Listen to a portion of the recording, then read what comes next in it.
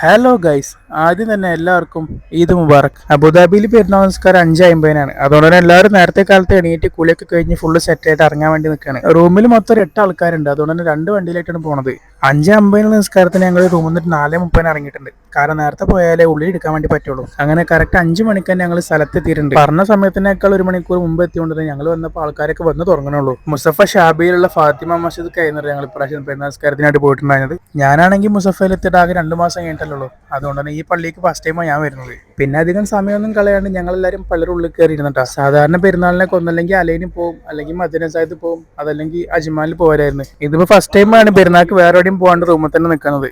പെരുന്നാൾ നിസ്കാരം കുത്തുബയും കഴിഞ്ഞപ്പോൾ തന്നെ ആൾക്കാരും മൊത്തത്തിൽ ആക്റ്റീവായി. ആ കൂട്ടർ തിരക്കായിരുന്നു. പള്ളിയിൽ നിന്ന് പുറത്തിറങ്ങി നോക്കുമ്പോൾ വെയിലൊക്കെ വന്നിട്ട് ക്ലൈമറ്റ് ഒക്കെ നല്ല അടിപൊളിയായിട്ട് നിൽക്കുന്നുണ്ട്. അതുകൊണ്ട് തന്നെ ഫോട്ടോ എടുക്കാനൊക്കെ ഭയങ്കര സുഖമാണ്. അങ്ങനെ പള്ളിയിൽ നിന്ന് പുറത്തൊക്കെ ഇറങ്ങി അവിടെ ഉള്ളവരടുത്തും പിന്നെ നമ്മൾ കൂടെ വന്നവരടുത്തൊക്കെ വിഷ് ചെയ്ത് കുറെ നേരം സംസാരിച്ച് ഫോട്ടോസ് ഒക്കെ എടുത്തിട്ട് അവിടെ അങ്ങനെ നിൽക്കായിരുന്നേ. പിന്നെ എല്ലാവരും കൂടെ കൂടുന്നതല്ലേ, അതുകൊണ്ട് എന്തായാലും കളിയാക്കൽ മസ്റ്റാണ്. അങ്ങനെ കുറച്ചു നേരം ഫോട്ടോ എടുക്കും, കുറച്ചു നേരം ആരെയൊക്കെ കളിയാക്കിയിരിക്കും. അങ്ങനെ കുറെ നേരം അവിടെ അങ്ങനെ സ്പെൻഡ് ചെയ്ത് ഞങ്ങളവിടെ ഫോട്ടോ എടുക്കലും സംസാരമൊക്കെ ആയിട്ട് തിരക്കായിട്ട് നിൽക്കരുന്നേ. പക്ഷെ അതിൻ്റെ ഇടയിൽ കൂടെ കുറെ അറബി പയ്യന്മാർ വന്നിട്ട് മിഠായും സ്വീറ്റ്സ് ഒക്കെ തരുന്നുണ്ടായിരുന്നേ. എവിടെ ആണെങ്കിലും ക്യാമറ കണ്ട ഞങ്ങൾക്കൊക്കെ ഭ്രാന്താണ്. അതാണ് നിങ്ങളിപ്പോൾ ഈ കണ്ടുകൊണ്ടിരിക്കുന്നത്.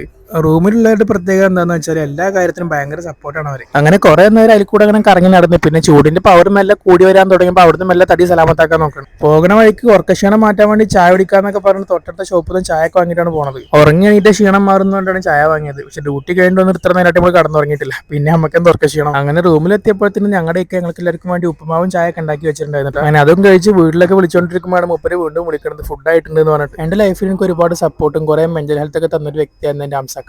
ഏറെക്കുറെ എൻ്റെ അംസാഖാന്റെ അതേ ക്യാരക്ടറാണ് എൻ്റെ ഈ ഷാഫിക്കാക്കും. സംഭവം പേര് മാത്രമേ വ്യത്യാസമുള്ളൂ, രണ്ടാളുടെ സ്വഭാവം ഒരേപോലെയാണ്. അങ്ങനെ നിലവിൽ റൂമിലുള്ളവരും മുമ്പ് റൂമിലുണ്ടായിരുന്നവരും പിന്നെ ഷാഫിഖാന്റെ ഫ്രണ്ട്സൊക്കെ ആയിട്ട് സംഭവം ഫുള്ള് കളറായിരുന്നിട്ടാ. അങ്ങനെ ഫുഡ് കഴിച്ചുകൊണ്ടിരിക്കുമ്പോഴാണ് ചെറുക്കൻ വിളിക്കുന്നത്, മച്ചാ പുറത്ത് പോവാൻ, ഞങ്ങൾ പുറത്തുണ്ട് എന്ന് പറഞ്ഞിട്ട്. ഇവനക്കാണെങ്കിൽ അന്ന് ആസനത്തിൽ കൂടെ ചുക്കാപ്പി പോയ വീഡിയോ ഇട്ടതിന് ശേഷം പിന്നെ ക്യാമറ കാണുമ്പോൾ ഭയങ്കര മടിയാണ്. ക്യാമറ പൊങ്ങിയ അപ്പം മുഖം പത്തും. അങ്ങനെ അവരും കൂടി നേരെ റൂമിൽ പോയി എല്ലാവരും പരിചയപ്പെടുത്തി കൊടുത്ത് പിന്നെ ഓരോ ചായ ഒക്കെ കുടിച്ച് അങ്ങനെ സംസാരിച്ചുകൊണ്ടിരുന്നു. അവർക്ക് പോകാനുള്ള അടുത്ത ബസ്സിന്റെ സമയം അപ്പോൾ അവരും എല്ലാം പോയി. ഇനി നന്നായിട്ടൊന്ന് ഉറങ്ങണം, അല്ലെങ്കിൽ മൊത്തത്തിൽ കിളി പോകും. അപ്പോൾ ഓക്കെ, അടുത്ത വീഡിയോ ആയിട്ട് പിന്നെ കാണാം.